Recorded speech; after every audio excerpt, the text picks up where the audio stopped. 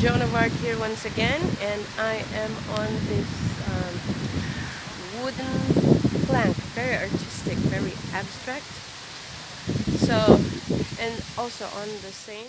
So first off, wood is kahoy, and I'm standing on top of the entire installation. So walking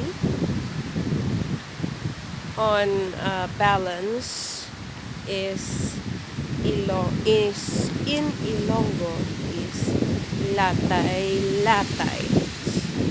So while taking you on a tour of the place, I'm also teaching you an Ilonggo word that is apt to describe what I'm doing here.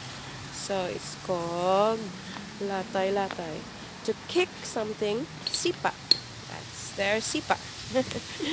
And going down is panaog. Right.